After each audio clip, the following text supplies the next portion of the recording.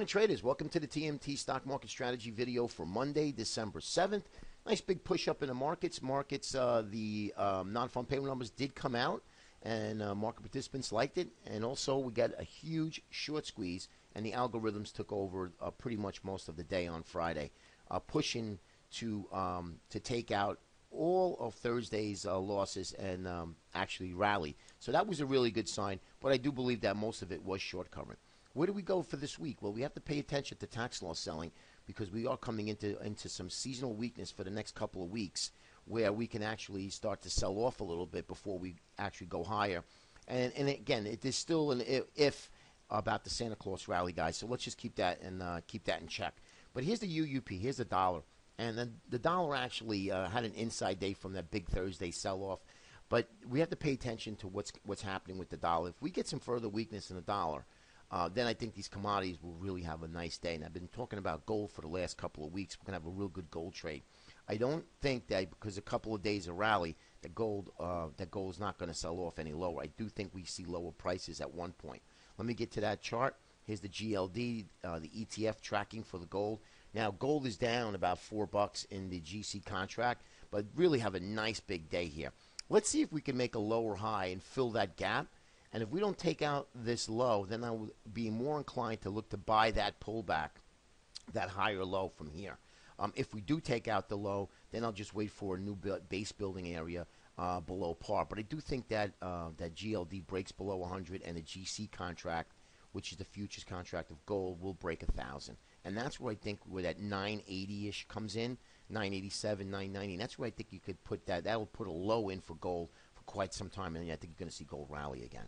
All right, let's take a look at the TLT. Here's the bonds. Now, bonds rallied on Friday. I don't know why, but it's obviously when they're talking about raising rates, but bonds did rally. Algos got control of it. Inside day from Thursday, from Friday, but let's see what happens in the coming days. I will be paying attention to what bonds do. That's also going to obviously affect equities. Spiders monthly, I wanted to show you. Technically, guys, we have gone nowhere for 2 months. So we have two dojis. We have indecision candles, right? Now, how do you trade it? Well, we take out the high. We're going higher from these indecision candles. We take out the low. We are going to go lower. And that also is the 20-month moving average. If we take out that low and we start to go low when we close 2 months below, then I think that the markets will be in trouble and will at least be due for a pullback. And we're gonna see. Here's that low in this area here. That will take that long-term channel out. You can see this long-term uptrend line. And this is really I'm going to be paying attention. Now, it's a monthly chart, so we're not going to revisit it till the end of the month. But this is something that I just wanted to bring to your attention. Here's the daily chart of spiders. As you can see, we closed outside of the previous day, took back all of its losses, and now we're starting to move higher here. Okay? But the momentum indicators are still pointing lower. We did get some nice movement. Let's just see what happens here in the coming days. Again, we're coming into some tax loss selling, so just be aware of that for the next two weeks, okay? Now's the diamonds. Diamonds are, you can see here, it is our lagging index, but as you can see, also took out Thursday's high, closed outside. So let's see if we get some sort of a good base building. Now, I do want to mention that aside from the tax loss selling that we have in the next couple of weeks, we also have oil that's really getting clobbered here today. Oil is getting destroyed. It's down over 3% and moving even lower. I think we're going to get set up for a real nice oil buy here. Again, pay attention to that dollar. But that's going to affect equities because there's a lot of oil stocks in the S&P 500. So make sure, keep in mind when you're trading equities or if you're trading the index, just be careful, okay? Next is the Russell IWM.